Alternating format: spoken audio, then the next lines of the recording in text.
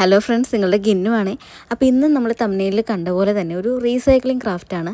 അതായത് നമ്മൾ വലിച്ചെറിഞ്ഞ് വെള്ളം കുടിച്ച് മറ്റൊക്കെ ആയിട്ട് വലിച്ചെറിഞ്ഞ് കളയുന്ന നമ്മുടെ പ്ലാസ്റ്റിക് കുപ്പികൾ റീയൂസ് ചെയ്ത് നല്ല ഭംഗിയുള്ള പൂക്കൾ ഉണ്ടാക്കുന്നൊരു സംഭവമാണ്.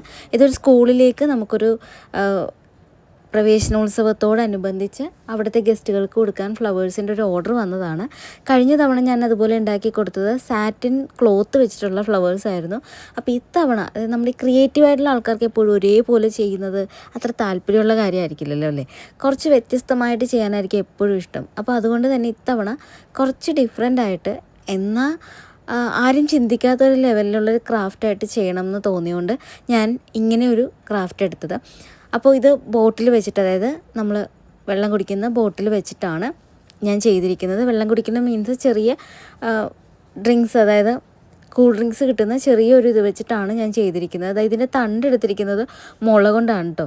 ഞാൻ ഈ ക്രാഫ്റ്റിനൊക്കെ വേണ്ടി തന്നെ ഒരു മുളം കാട് തന്നെ ഞാൻ വീട്ടിൽ വെച്ച് പിടിപ്പിച്ചിട്ടുണ്ട്. അപ്പോൾ അതുകൊണ്ട് തന്നെ ഇതിൻ്റെയൊക്കെ ആവശ്യത്തിന് എനിക്ക് ജസ്റ്റ് ചെന്ന് എടുത്താൽ മാത്രം മതി. കാരണം മുള കൊണ്ടുള്ള കുറേ ക്രാഫ്റ്റ് ചെയ്യാമല്ലോ എന്ന് കരുതി അങ്ങനെ ചെയ്തത്. അപ്പോൾ അതെന്തായാലും ഇപ്പോൾ ഉപകാരമായിട്ടുണ്ട്. അപ്പോൾ ഈ കുപ്പിയുടെ മുകൾ ഭാഗവും താഴ്ഭാഗവും എടുത്തിട്ടാണ് ഫ്ലവർ നമ്മൾ സെറ്റ് ചെയ്തെടുക്കുന്നത്.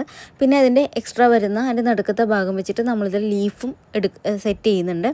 ഇത് മൊത്തം ചെയ്തതിന് ശേഷം നമ്മളിതിലേക്ക് പെയിൻ്റ് അടിച്ചിട്ടാണ് ഇതിന് ഫൈനൽ ആ ഒരു ഫ്ലവർ ലുക്കാക്കി മാറ്റുന്നത്.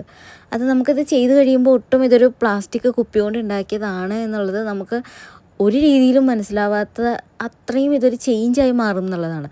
ഞാനിതിൽ കൊടുത്തിരിക്കുന്നത് പേൾ പെയിൻ്റാണ്. പേൾ പെയിൻ്റ് ആകുമ്പോഴത്തേക്കും നമുക്കൊരു അതിൽ തന്നെ ഒരു ഷൈനിങ് ഉള്ളൊരു പെയിൻ്റാണ് ഈ പേൾ പെയിൻ്റ് എന്ന് പറയുന്നത്. അപ്പോൾ അതുകൊണ്ട് തന്നെ പേൾ പെയിൻറ്റ് കൊടുത്തപ്പോൾ എനിക്ക് കുറച്ച് എഫേർട്ട് കുറക്കാൻ പറ്റി, കാരണം പണി കുറക്കാൻ പറ്റി. കാരണം മറ്റേ പെയിൻ്റ് ആകുമ്പോൾ, സാധാ പെയിൻ്റ് ആകുമ്പോൾ ഒരു 2, 3, 4, 5 കോട്ടുകൾ കൊടുത്താലായിരിക്കും നമുക്ക് ആ ഒരു ഫൈനൽ ആ ഒരു ഫിനിഷിംഗ് ലുക്ക് കിട്ടുന്നത്. പക്ഷേ പേൾ പെയിൻ്റ് ആയതുകൊണ്ട് തന്നെ എനിക്ക് അത്രക്കധികം എഫേർട്ട് കൊടുക്കേണ്ടി വന്നില്ല. ജസ്റ്റ് ഒരു 3 കോട്ട് കൊടുത്തപ്പോൾ തന്നെ ഒരുമാതിരി അത് കവറേജ് കിട്ടിയായിരുന്നു. അതുപോലെ തന്നെ പേൾ പെയിൻറ്റ് വെച്ചിട്ട് തന്നെയാണ് ആ ലീഫിന് ഞാൻ ഗ്രീൻ കളർ കൊടുത്തത്. പിന്നെ ഇതിൻ്റെ നടുക്കത്തെ ഭാഗം നമുക്കൊരു ടിഷ്യൂ പേപ്പർ എടുത്തിട്ട് ജസ്റ്റ് ഒന്ന് ഉരുട്ടി ഒരു വട്ടം പോലെ ആക്കി എടുത്തിട്ട് നമ്മളതിൻ്റെ നടുക്ക് കുറച്ച് പശ വെച്ചിട്ട് ഈ സംഭവം അതിലേക്ക് ഒട്ടിച്ച് വെക്കുകയാണ് ചെയ്യുന്നത്. അതിന് ഞാനൊരു ഗോൾഡൻ കളർ ഫിനിഷിങ് കൊടുത്തിട്ടാണ് അതും സെറ്റ് ചെയ്തെടുത്തത്. ഞാൻ തന്നെ ഉണ്ടാക്കിക്കൊണ്ട് പറയല്ല, ഞാൻ ഈ ഫ്ലവേഴ്സിൻ്റെയൊക്കെ ഒരു ഫാനായി മാറി എന്തായാലും.